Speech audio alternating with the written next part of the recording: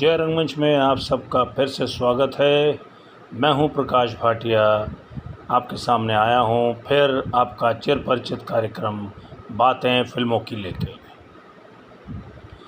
आज हम चर्चा करेंगे सन 1967-68 में सुपरहिट फिल्म जूल थीफ की, जिसके निर्देशक थे विजय आनंद, नवकेतन प्रोडक्शंस, जिसमें देवानंद साहब ने मुख्य भूमिका निभाई थी।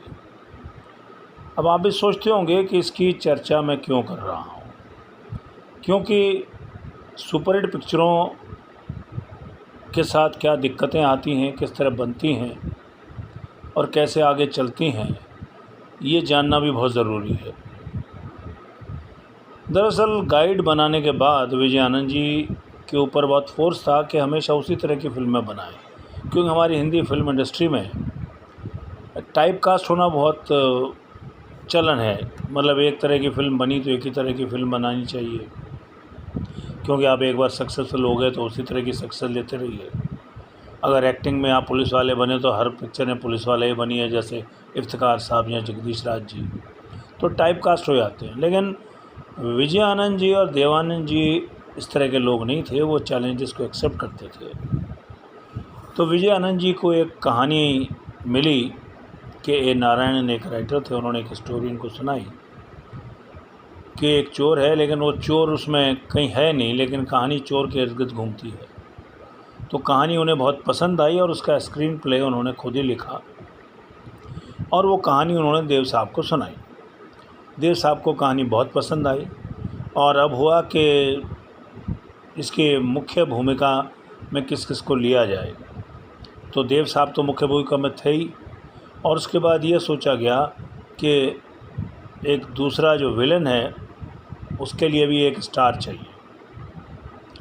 लेकिन विजय आनंद का ये कहना था कि अगर हम किसी एस्टैब्लिश विलन को लेंगे तो दिक्कत क्या होगी कि लोग पहले ही समझ जाएंगे कि यही जूल थीफ है और सस्पेंस मिस्ट्री जो भी है वो वहीं ख़त्म हो जाएगी और पिक्चर हमारी फ्लॉप हो जाएगी। इसलिए उन्होंने राजकुमार के बारे में सोचा।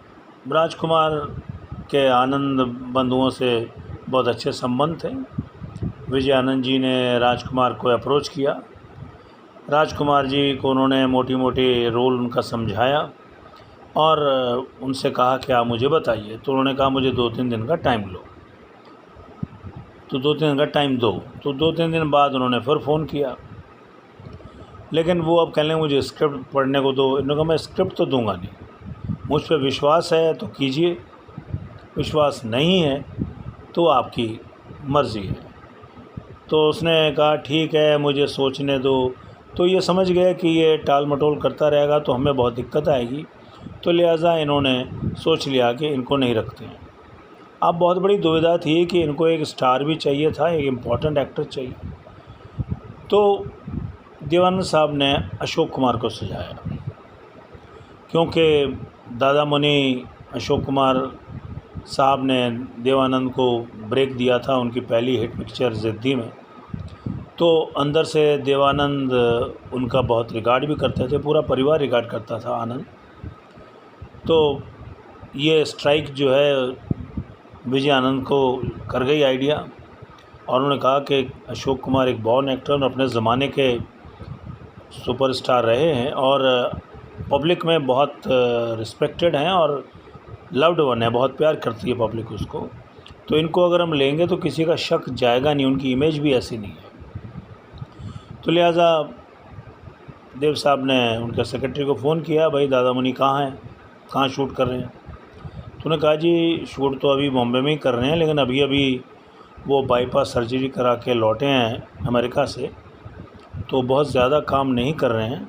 फिर भी आप मिलना चाहते हैं तो आप रूप तारा स्टूडियो में आप आइए। रूप तारा स्टूडियो दादर में है, अब आजकल है या नहीं है वो मैं नहीं जानता हूँ।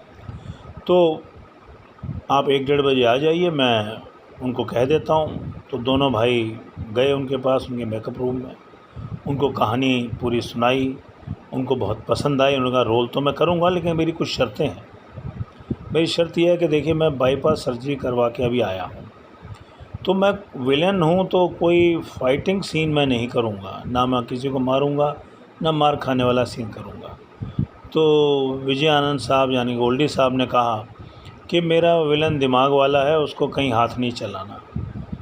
उन्होंने कहा ठीक है। कहा दूसरी शर्त यह है कि मैं 11 बजे से और 5 बजे के बीच में ही शूट करूँगा, क्योंकि मुझे बहुत ज़्यादा स्ट्रेस नहीं देना है अपने आप को। उन्होंने कहा ये भी ठीक है, और मुझे 1 और 1:30 के बीच में लंच ब्रेक चाहिए, क्योंकि मुझे डॉक्टर ने कहा है कि आपको इसी बीच में खाना खाना है। तो ये तीनों शर्तें दोनों भाइयों ने मानी और बाद में इस पिक्चर पे काम शुरू हुआ। इसमें हीरोइन वैजयंती माला को लिया गया, वो भी अपने टाइम की बहुत पॉपुलर थी। वैसे सायरा बानू को लेना चाहते थे विजय आनंद जी, लेकिन सायरा बानू की अभी कुछ ही समय पहले दिलीप कुमार से शादी हुई थी, तो वो व्यस्त थी और कहीं रोल नहीं कर रही थी, तो इसलिए इन्होंने वैजयंती माला को लिया। और इस पिक्चर की काफ़ी शूटिंग सिक्किम में हुई थी। सिक्किम के राजा चोग्याल देवानंद और विजय आनंद के अच्छे दोस्तों में से भी थे। तो ये पिक्चर अपने टाइम की बहुत सुपर डुपर हिट हुई, और इस मिस्ट्री को आप अगर आज भी देखें तो आप जज नहीं कर पाएंगे कि ये इसमें कौन है। इसमें तनुजा भी थी, अंजू महेंद्रू और फरियाल, ये 3 एक्ट्रेसेस और थी मेजर रोल्स में। तो ये सारी इन्फॉर्मेशन जो मैं आपको दे रहा हूँ मैंने सुनी है, पढ़ी नहीं है। एक पुस्तक है, एक था गोल्डी, जिसे अनीता उपाध्याय ने लिखा है और चित्रा पिंपले ने उसका अनुवाद किया है। ये अमेज़ॉन पे आपको मिल जाएगी, 272 रुपये इसकी कीमत है। 2020 में इसका प्रकाशन हुआ है। इस पिक्चर को इस पुस्तक को एक था गोल्डी मैं समझता हूँ इसलिए नाम दिया गया है क्योंकि जूल थीव का जो आखिरी डायलॉग है वो है एक था जूल थीव, जो देवानंद साहब कहते हैं, और इस पे पिक्चर का अंत होता है। तो मैं उम्मीद करता हूँ कि आपको ये इन्फॉर्मेशन पसंद आएगी और आप इस पुस्तक को ढूंढ के पढ़ना भी चाहेंगे। हिंदी में है ये, आप पढ़ सकते हैं।